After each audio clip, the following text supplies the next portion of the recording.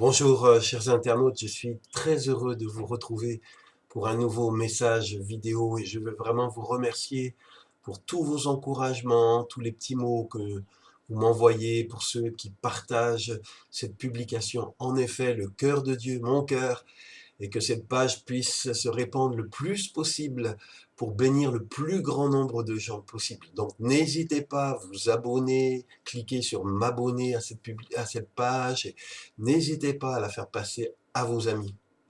Aujourd'hui, j'ai quelque chose sur le cœur que je voudrais vous partager dans la lettre de Jean, l'apôtre Jean, première lettre de Jean, chapitre 2, verset 1. Jean, le bien-aimé de Jésus, écrit ceci. Mes enfants, je vous écris ceci afin que vous ne commettiez pas de péché. Mais si quelqu'un en commet,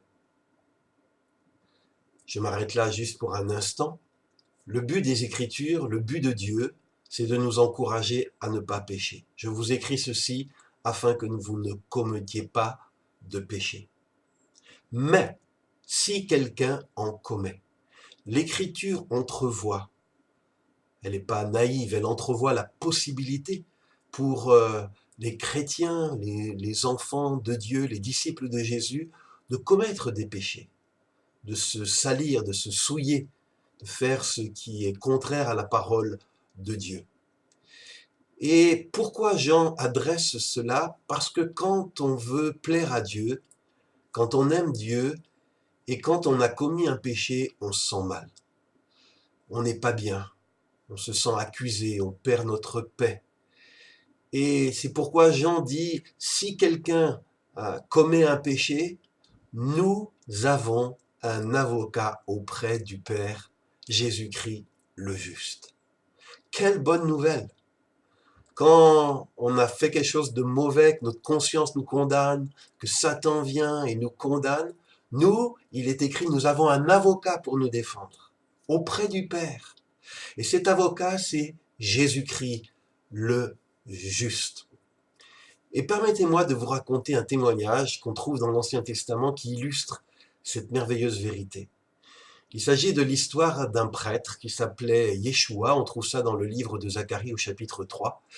Et il est dit que Yeshua était debout devant l'ange du Seigneur et Satan, l'accusateur, se tenait à la droite de Yeshua pour l'accuser. Étonnant. L'accusateur se tenant à la droite du grand prêtre Yeshua pour l'accuser. Et pourquoi donc? Eh bien, il est dit au verset 3 que Yeshua était debout devant l'ange et il était couvert d'habits sales. C'est-à-dire que ce prêtre de Dieu, dans cette circonstance, il avait fait ce qui était mal, il avait péché, peut-être en parole, en action, par omission, et il avait sali sa robe, il avait sali son intégrité, et c'est à cause de cela, c'est chaque fois qu'on est dans cette posture-là, quand on marche en accord avec notre conscience ne nous condamne pas. Mais quand on commet un péché, non seulement notre conscience nous condamne, mais Satan va se tenir à notre droite comme pour Yeshua et va essayer d'enfoncer le clou, essayer de profiter de cet échec, de cette faillite morale pour nous enfoncer, nous mettre la tête sous l'eau. Mais la bonne nouvelle, c'est quand on commet un péché, on a vu que nous avons un avocat auprès du Père qui plaide pour nous. Et dans les récits de Yeshua, il est dit qu'il y avait un ange aussi. Il était debout devant l'ange du Seigneur. Et cet ange va dire à l'accusateur, à Satan, que le Seigneur te fasse taire. Satan, oui, qu'il te fasse taire. Donc on voit quelqu'un qui a péché, et quelqu'un qui se lève, un ange, pour le défendre et pour dire à l'accusateur, tais-toi, pour le réduire au silence. Eh bien, nous, c'est pareil. Nous sommes des prêtres de Dieu, nous offrons à Dieu des sacrifices spirituels, de louanges, de prières. Eh bien, nous aussi, quand notre robe s'est salie, s'est souillée, nous avons quelqu'un, et c'est pas un ange, mais c'est le Fils de Dieu, c'est Jésus-Christ, qui, auprès du Père, va plaider en notre faveur. Et il est dit par rapport à Yeshua que quand l'ange va donner l'ordre d'enlever les habits sales de Yeshua, et puis il va lui dire, Yeshua, regarde, j'ai enlevé tes fautes, tu pourras désormais porter des habits de fête. Quand il y a les tâches, il y aura toujours Satan pour nous accuser. Mais quand les vêtements sales, la saleté est enlevée, Satan n'a plus rien pour pointer du doigt. Et c'est ce que Jésus veut faire. Il est notre avocat, il nous plaide pour nous et il veut aussi faire taire l'accusateur. Il veut enlever nos vêtements salis et nous revêtir d'un vêtement de louange. Alors, comment est-ce que notre avocat s'y prend pour faire taire l'accusateur? Eh bien, dans le livre de l'Apocalypse, il est écrit ceci, chapitre 12, versets 10 et 11. Il a été jeté dehors, celui qui accusait jour et nuit nos frères et sœurs devant notre Dieu.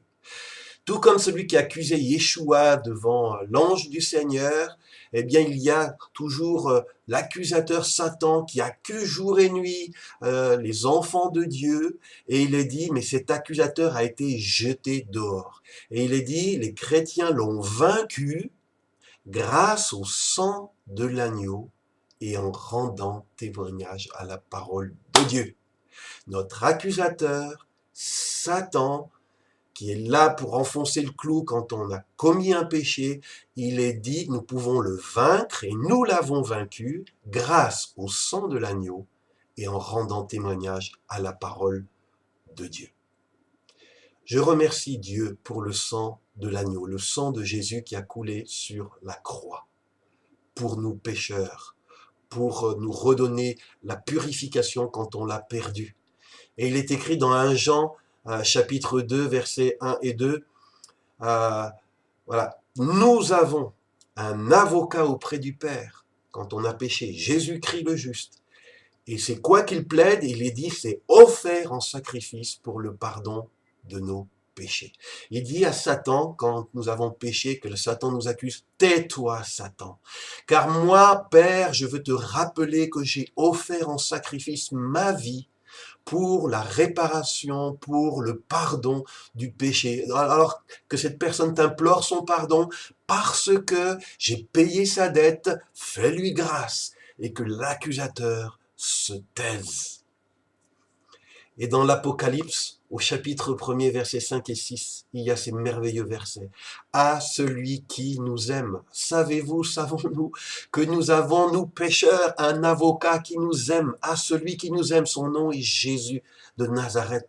À celui qui nous aime et qui nous a délivrés de nos péchés. Jésus n'est pas là pour nous mettre la tête sous l'eau comme Satan, comme le monde, comme notre conscience. Il nous aime, il veut nous délivrer de nos péchés. À celui qui nous aime et nous a délivrés de nos péchés par son sang. Le sang de Jésus qui a coulé l'œuvre sur la croix, quand il est appliqué sur les péchés dont on se repent, ce vêtement sale est ôté. Et il est dit, il a fait de nous des sacrificateurs pour Dieu, son Père. À lui soit la gloire et la puissance au siècle des siècles. Alléluia! Il a fait de nous les rachetés, il a fait de nous les enfants de Dieu, des prêtres, des prêtres. Il a enlevé, comme pour Yeshua, nos vêtements souillés. Il nous a délivrés de nos péchés par son sang et nous pouvons servir Dieu, nous approcher dans le lieu très saint, sans crainte, car nous sommes couverts, notre robe, notre vie a été lavée par le sang de Jésus. Et il est dit aussi, ils l'ont vaincu par le sang de l'agneau et par la parole dont ils ont rendu témoignage. C'est-à-dire que c'est important pour faire taire l'accusateur de rendre témoignage à ce qui est écrit dans la parole de Dieu. Et qu'est-ce qu'il est écrit dans la parole de Dieu? 1 Jean, chapitre 1, versets 8 à 9, il est écrit, si nous prétendons être sans péché, nous nous trompons nous-mêmes et la vérité n'est pas en nous. Si quelqu'un a commis un péché et qu'il reconnaît qu'il a commis un péché, il est juste honnête et sincère. Et c'est celui qui prétend être sans péché qui se trompe lui-même. Donc quand Satan nous rappelle nos échecs, on peut lui rappeler ce verset de l'Écriture. L'Écriture nous dit que si quelqu'un prétend être sans péché, il se trompe lui-même et la vérité n'est pas en nous. Je reconnais mon péché.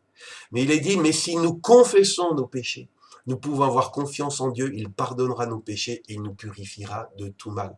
Non seulement on peut reconnaître la vérité, mais il y a possibilité de sortir de la condamnation, de la souillure, parce qu'il est écrit, c'est une promesse, si nous confessons nos péchés, nous regrettons le mal commis, eh bien nous pouvons avoir confiance en Dieu.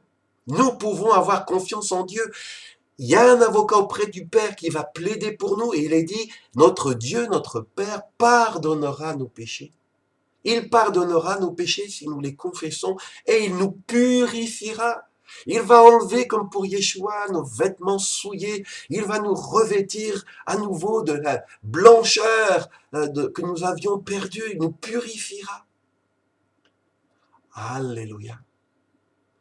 Mes enfants, dit l'apôtre Jean, le bien-aimé de Jésus, je vous ai écrit cette lettre afin que vous ne commettiez pas de péché. Mais si quelqu'un en commet, si quelqu'un en commet, si tu en as commis, si j'en ai commis, ça sert à rien de ressasser notre péché. Ça sert à rien de se morfondre. C'est pas ça qui va te ramener dans la paix du cœur.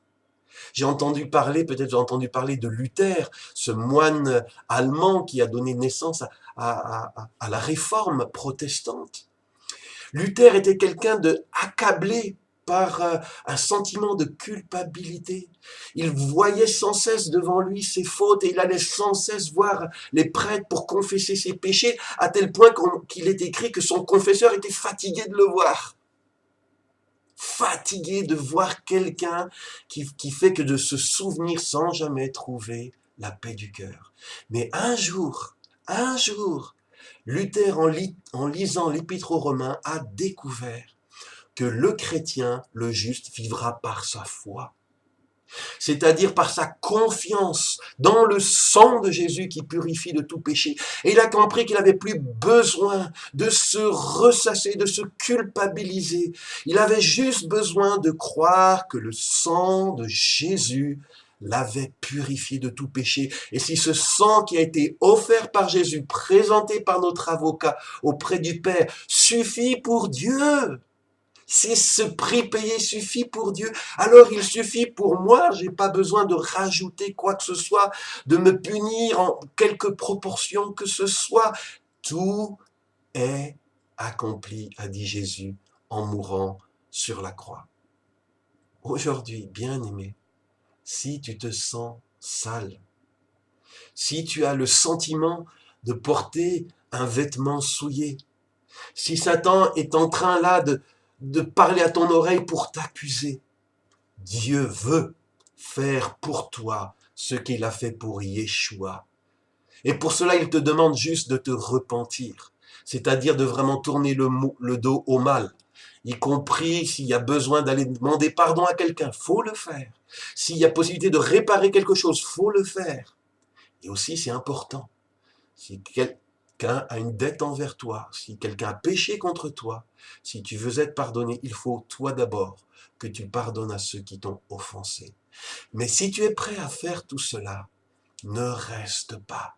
Fais taire l'accusateur. Fais-le taire en lui rappelant que le sang de Jésus a payé pour ton péché. Fais-le taire en rappelant la parole. Il est écrit que si nous confessons nos péchés, Dieu, le juste juge, est fidèle et juste pour nous les pardonner et pour nous purifier de toute iniquité. C'est la religion chrétienne, quelque chose de merveilleux. Un sauveur nous est né, un sauveur nous a été donné. Et je veux redire à celui qui nous aime, Jésus, qui t'aime, Jésus, qui nous a délivrés de nos péchés par son sang et qui a fait de toi, de moi, des sacrificateurs pour Dieu son Père. À lui, alléluia, soit la gloire, la puissance au siècle des siècles. Mes amis, je voudrais t'encourager à recevoir le pardon gratuit de Dieu en te tournant vers lui. Je voudrais aussi t'encourager, comme je l'ai dit, abonne-toi à cette page pour recevoir chaque fois ce que j'y publie.